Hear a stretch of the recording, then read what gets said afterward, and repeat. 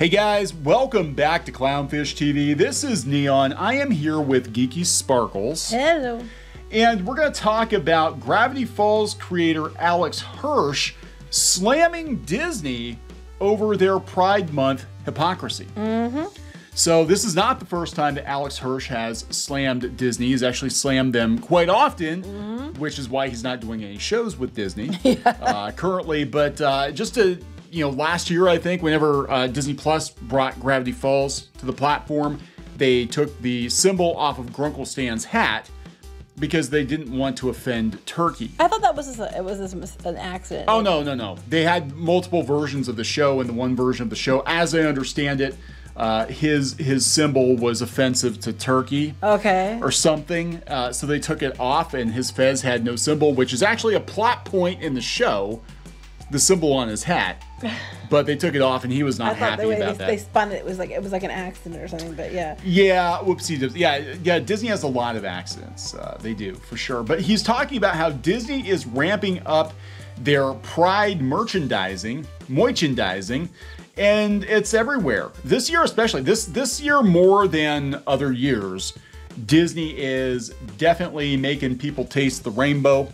They've got the rainbow on everything, and they always have. They do this usually, but they're really pushing it this year. This is really, like, there's so much merchandise. Everything. Like, it's on everything. It used to be there were some pins, there were some shirts that... Well, this is what I've been talking about. It's not just Disney. A bunch of different companies are doing this. Disney's just really pushing it this year. And it really pisses me off. And I'll tell you why. It pisses me off because I'm like, why are you're just making this to try to sell it? It's not because you actually give a shit. You keep saying you do. You keep saying, "Oh yes, we care. We're making changes because we believe in diversion and diversion." No, you got it right the first. You got it right the first time. Diversity and inclusion, but I right about diversion was what I was trying to say. And it's just like they did this with racism too. Oh, we're against racism as they minimize John Boyega, and then the Star Wars account refused to wish James Earl Jones a happy birthday, and they turn around and say how against racism they are right after it. Yeah. I'm just sick of it. It doesn't matter, not just this, but other things. I'm tired of these companies going behind them, and they're just using it to cash in, like the Care Bear thing. It was I joked, was it a white Care Bear that suddenly has all the colors? Yes, it effing was. I was kidding, but that's what it is, and it's all a big cash grab, and that's just trash. That's just horrible. I mean, this isn't about actually accepting people for who they are. This is about how you can monetize them, get them to come to your parks, and make money off them. That is exactly what this is about, and Alex Hirsch is calling it out. He basically said, "Well, he can get in line. We've been calling it out." Yeah, he said, that Disney is hypocritical. He took to Twitter, and we're going to talk about that. We're going to bring up Disney's support of BLM and then their treatment of actual black actors. And again, this is what we consider corporate virtue signaling. Where you put out this, look how inclusive and diverse we are, guys, but then the reality is no, not really. Or we are, as long as you're the right kind of gay person, the right kind of black person. I just think it's stupid. I'm just tired of it. I just think, if you're going to accept people. If you want diversity and inclusion, have diversity and inclusion. Stop using it as a reason to get high fives and, accolades, and then turn around and see how you can cash in. The new 50th anniversary commercial they have out, they deliberately, you can tell, if you're looking at it at the angle, if here comes Disney with their diversity and inclusion, you'll see it. And they made sure to push, the whole, Pride thing on that too. And it's like, but people that were LGBTQ were always going to Disney. They were already coming. Why are you trying to just use it now to make money off them? Well, you've got it. It's a diversion. They're trying to use LGBTQ folks as their new pay pigs. It's not. I mean, it's stupid. It's a demographic they're going after. They say that, but then they raise prices on everything. And well, yeah. So we're going to talk about that. We're going to talk about the hypocrisy that Alex Hirsch sees right now with some of Disney's decisions. He's basically calling them out for bending the knee to China and Russia and their censorship. And saying, you guys support gay rights. Yeah, okay, cool. How come you're, considering banning this one Pixar short in Russia because Russia has a problem with it? How come you're not showing any same-sex relationships in movies, so they play in China, etc., etc. Right, exactly. So it's all sham. It's all sham. I don't think Alex Hirsch is going to be working for Disney anytime soon. No. So we're going to talk about that. Before we get into it, Too late. any further, please subscribe for more pop culture news, views, and rants, guys. Over 192,000 subs. Thank you for the support. Yeah, we're cruising to 200,000. Saw this yesterday. The entire animation, all of animation Twitter was talking about. Last time I checked, he had like 100,000 likes on this tweet. Well, it's the same thing people like us have been saying, but he's him. So when he says it, then it matters. When Alex Hirsch says it, it matters. And again, this is not the first time he's taken Disney to task. I don't think he cares if he goes back to Disney. But he said on June 2nd, Disney privately, cut the gay scene. We might lose precious pennies from Russia and China. Now, look, if we said that, we'd be alt-right Yahtzees. Yeah, exactly, right? Disney publicly, honk honk, we put rainbow bumper sticker on Lightning McQueen today. Consume our products, teens. And teens, yes, teens, because that's what they're pandering to. Are these, these younger people that they're trying to be like, make them these diversity inclusion warriors. Yeah. I feel like the only way to truly support your friends that are LGBTQ is if you buy this shit and give a corporation who has nothing to do with them money, that somehow you're supporting your friends. When we were kids, it was feed the children in Africa, and then it was save the planet, and then everybody forgot about it. That's kind of that. But there was all this merchandise, remember? Well, not feed the kids so much, but like save the planet with all this merchandise with the packaging and the crap that is polluting the planet. And that speaking of Care Bears, we talked about the environmental Care Bears. Right. It was all about environmental stuff. Yep. Nobody cares about That's the environmental going on about the hole in the ozone layer and the greenhouse gases. That was all then. Is that still a thing? I don't even know. I haven't looked into it. Now we just hear about climate change, but it used to be like, oh my God, I remember when I was a kid, I was so terrified. I was going to look up at the sky, there's going to be a giant hole. Me too. And if I looked up, my eyes were going to like melt out of my skull. Because it was the hole in the ozone layer. Like all the TV shows, everything. I remember Family Ties. They had Jennifer gave this big spiel at her school about like, oh my God, the ozone layer and the seals are burning. And then a couple of years later, they were all using Aquanet. I was like, really? I mean, but this is what we're talking about. When we talk about corporate virtue signaling, that does not mean that these causes are bad. I'm not talking about causes being bad. We're talking about corporations milking people because they know that this cause means something to you. So they're gonna use your emotional reaction to this to be like, well, of course I support gay rights and gay people. Let's go buy some more rainbow crepes because that's gonna help. I know, and that's what they're doing. They're like they're going so far as they're making. Yes, why don't you pull that up? They've all this food now. Now my comment about the cake back up here for a second is, why can't we have this every day? Why is this only a Pride Month thing? I would buy that any day of the year. It's pretty. It looks yummy. I would buy it. I don't care. You don't have to make that just special. Why can't you have this kind of stuff every day of the year, Disney? Why is it only for 1 month so it feels like FOMO if you don't buy it? Yeah, Disney. You're not supporting your LGBTQ friends unless you buy this cake. How does buying overpriced rainbow food at Disney World help LGBTQ people again? I don't know. Is any of this money going to any activist? I'm sure they probably do give, but that's probably something they give anyway, just so they can. They do give different organizations money throughout the year, and I think that way they can leverage it during certain months and act like they care or have something. They have a shield they can sit behind. I love this. Share your pride at Walt Disney World with your colorful crepes. Right. I'm going to show my friends that I support them by buying a crepe. I'm gonna go to Disney World and I'm gonna eat this rainbow crepe and I'm thinking of you, man. You know what? It all shits out the same color. I mean, in this case, it's probably going to be green because there's a lot of blue in it. So, it goes in rainbow, comes out, it all comes out the same. Yeah, it looks like a napkin from a Mexican restaurant. It just is what it looks like. And they're like, how stunning and brave of Disney to offer this stuff. Tastes like gay rights. And I'm just stop trying to milk people for their money, But that's what this is about.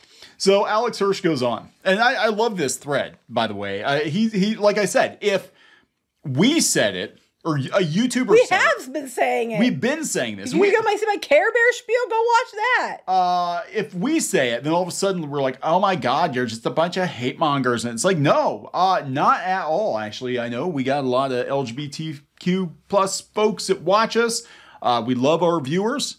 Even the ones that get a little salty sometimes. You know, they have like Ginger Appreciation Day. I don't see Disney doing any dessert, doing articles featuring their ginger chefs. Literally, when they had last month, when it was Asian Pacific Island or whatever it was they were doing for last month, that Disney rolled out every person they had that was of that ethnicity to go ahead and put it up on their blog to get high fives and butt pinches about how great they are. Did you get an ass pinch because from Twitter today? Because they wanted to market.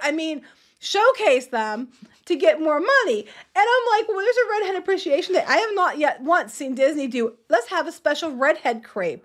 Oh my God, it's a new strawberry shortcake character. Her name's Ginger Cream Pie. Oh my God. Hey, look, it's celebrate Jessica Rabbit today, or Anna, or something like that, or Ariel before we decided to race bender. They don't have a redhead day where they haul out all the redhead chefs, and to get high fives and claps. They don't do that. But here comes the month of Pride Month, and then if I were these people, I'd be pissed. I think I'd be mad about the Redhead Day too. I'd be like, wait, you're changing me in pretty much every movie you're doing, but I only count now and you think you can make money off me. So I would be mad if I were, some of these groups of people that Disney's hauling out just to look how we're down with the kids. Come check out our new Moana sculpture, our new, we're going to make this thing Tiana because we're against racism. Here's all the Tiana plush this way. Yeah, exactly. Oh, no. $39.99. Did you see the meme with how you doing, fellow kids? And they had Steve Buscemi in a rainbow shirt. That's what it is. It's not just Disney. It's a bunch of these companies. But it's sickening, actually. It's this year more than past years. Yeah, it is much more this year. Like I said, there's always been, as long as I can remember, Disney's always had, because, gay days at Disney are not like an officially recognized Disney thing, but they've always done it for years. Yeah, they've always had, Pride merch there. They've always had rainbow merch there. Can't you just support people all year round and not make it like a big show of it on 1 month a year for each group so that you can push your new products? That's exactly what it's about, is pushing product. Can't you just say we accept everybody and we accept everybody 365 days a year?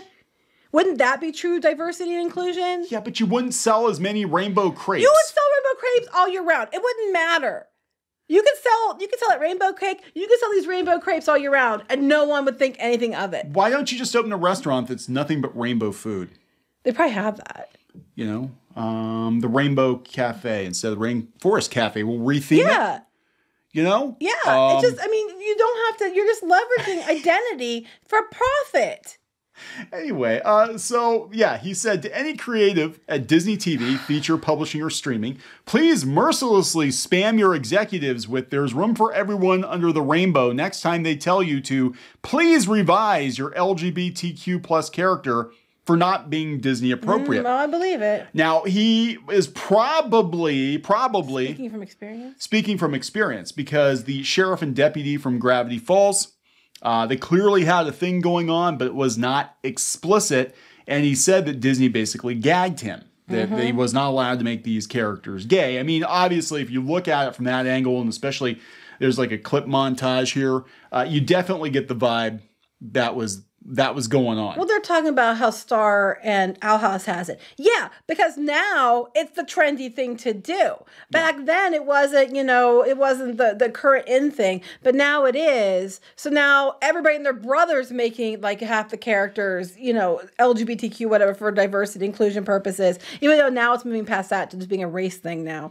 But, that it's the hot button now. So of course they're allowing it for other shows.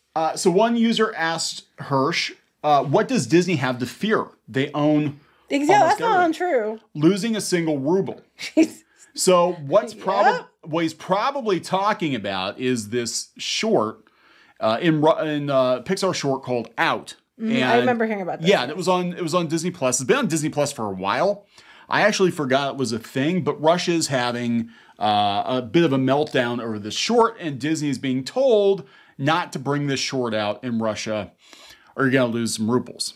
That is what's going on. So I think that's what he's talking about. But he also goes on to slam China, because he said, Disney's been tripping over themselves to court China, but they strongly disapprove of same-sex relationships in movies and TV over there as well. It's like people were like with the Fantastic Beast movies. They're like, are we gonna finally see some Dumbledore Grindelwald action? It's like, no, you're not, because those movies played in China. Well, they did. Well, when they had Johnny Depp, and now they're... Well, I mean, let's be honest here. We're going to be fair about that. It didn't seem like that in the book until Rowling thought she needed to get characters in there and retroactively said, oh, that's the case because I said so. Even though there's no indication in the book at all that there was anything like that going on. Well, I think this whole thing with China is possibly, well, very likely why they took the kiss out of Milan, because the way I understood it might have been a kiss between when he thought she was a dude.